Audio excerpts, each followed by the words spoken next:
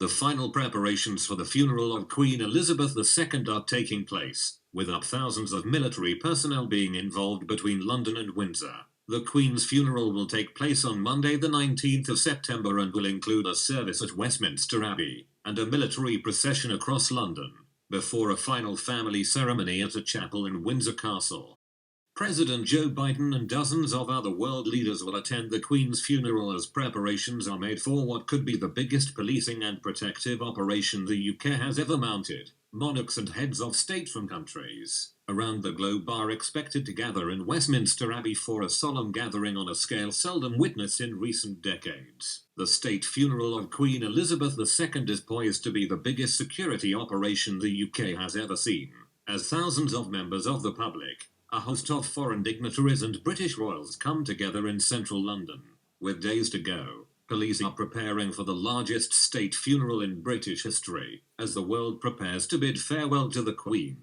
Simon Morgan, a former Metropolitan Police personal protection officer for the royal family, said the funeral for the Queen, who died last week aged 96, would mark the biggest policing operation that UK policing has ever dealt with. The scale of the event is expected to be even larger than the funeral of Diana, Princess of Wales, in 1997, and it all comes on the new Met Police Commissioner Mark Rowley's first week in the job.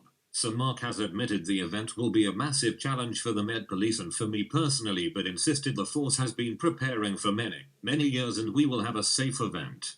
So how can officers ensure the safety of guests and the public? The answer is, you can't, according to Pete Fussey, Professor of Sociology at the University of Essex. He cites the shooting of blanks at the Queen during the 1981 Trooping the Colour as evidence that royal events can never be 100% secure.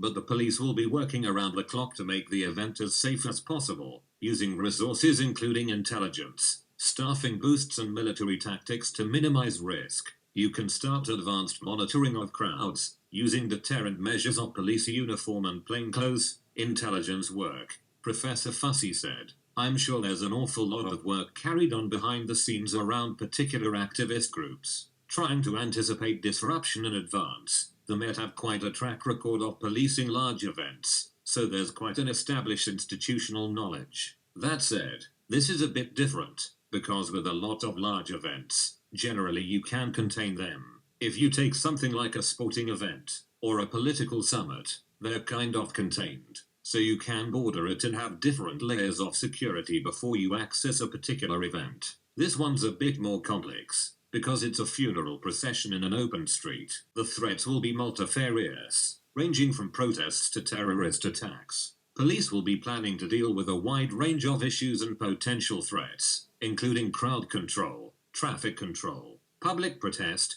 pickpockets and, most significantly, acts of terrorism, said Stuart Lister, Professor of Policing and Criminal Justice at the University of Leeds. It will be a highly challenging, pressurized and demanding period for police managers but also for officers on the ground tasked with managing the crowds and keeping alert to anything which they feel might require their attention. And it is likely that in the circumstances the threshold for what is considered to be suspicious or disorderly might well be considerably lower than that which normally applies. All this will be heightened by the appearance of dozens of heads of state and members of the royal family. Joe Biden, the US president, is expected to bring his own security detail, but arrangements for the other foreign dignitaries are still unclear.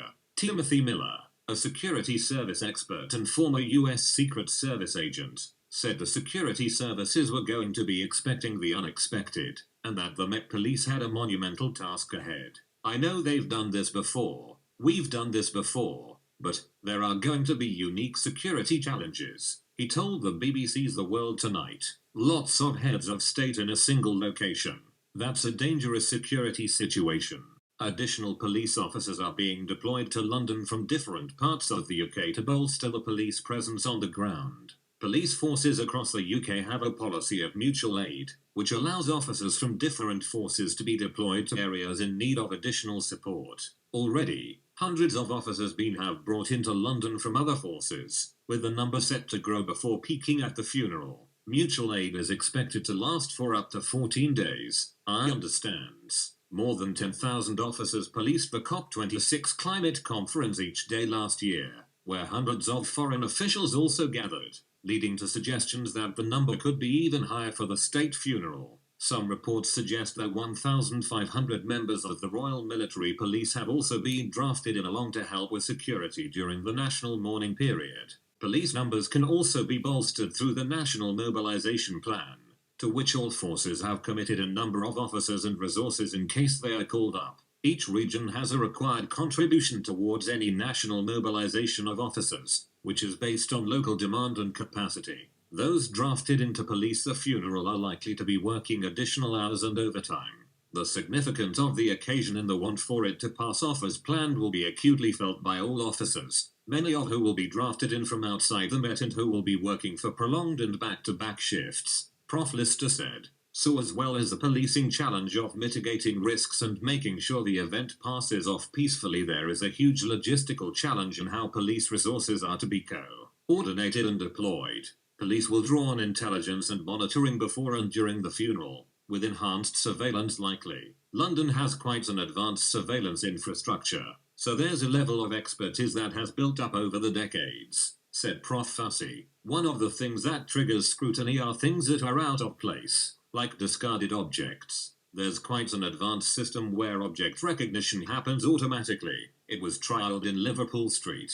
So if you leave a bag at a station, the computer identifies it. You can also do that with population flows. So, for those of us who live in London, in a tube station you get on the tube or wait for the next one. But you're not going to wait there for 10 minutes. The technology can automatically identify when someone is loitering. They may also draw on existing intelligence, including surveillance of groups that might seek to disrupt the event. You do get some activist groups or political violence or other groups who try and use major events as a way of amplifying their message, said Prof. Fussy. The police do have a responsibility to address that, so there's a lot of intelligence work going on. I would think facial recognition is likely to be used during the funeral, Prof. Fussy said, because it was now used semi-regularly at important events. According to Prof. Fussy, the list of names flagged up by facial recognition software during the funeral is likely to be large. When he joined them on a patrol in Oxford Street in 2019, 9,000 people were in the database. People are listed if they are deemed a risk to the security of the event, including people wanted by the police but also sometimes fixated individuals who might be disruptive. At the 2017 Remembrance Sunday service at the Cenotaph, 42 people were on the list for this reason.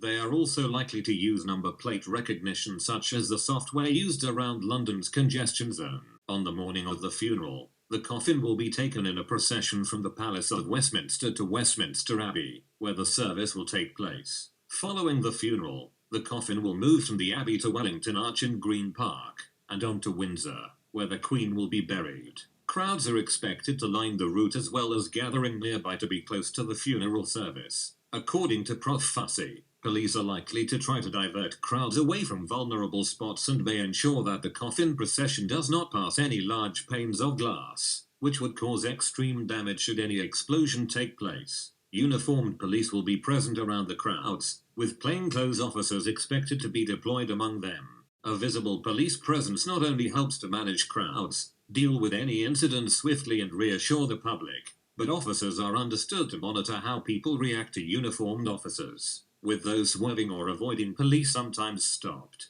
But questions remain over how the police will deal with demonstrators among the crowds. The police, both in London and Edinburgh, have come under fire from civil rights advocates after people were arrested while holding or shouting anti-monarchy slogans. The Met have insisted that people have the right to protest but urge them to do so with the dignity and respect that is expected during this significant period of reflection. Bins in central London have been covered with plastic in recent days to prevent them from being used to hide explosives. Before the 2012 Olympics, 100 bomb-proof bins were installed in central London to reduce the likelihood of an explosive attack. This is part of a wider effort towards what experts call physical security during the funeral. London already has a strong network of hostile vehicle mitigation objects such as statues and barriers which are designed to prevent cars or vans driving into areas, such as the large, curved black barriers permanently installed around the Palace of Westminster, where the Queen is lying in state. Other barriers have been erected to prevent crowds from spilling into the procession, while roads have been closed around central London to vehicles and bikes.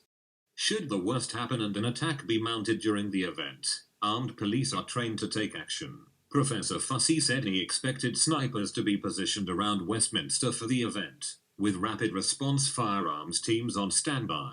Marksmen are often positioned atop buildings during large-scale events, including the 2012 Olympics, and snipers were pictured setting up on roofs around the Palace at Holyrood House this week. It makes sense to have that capability there, to some extent given the threat, given it's London, given the crowded spaces, Professor Fussy said. They are deployed at major events. At the Olympics they had snipers there. When you get really exceptional events like this, you get a more military character to policing.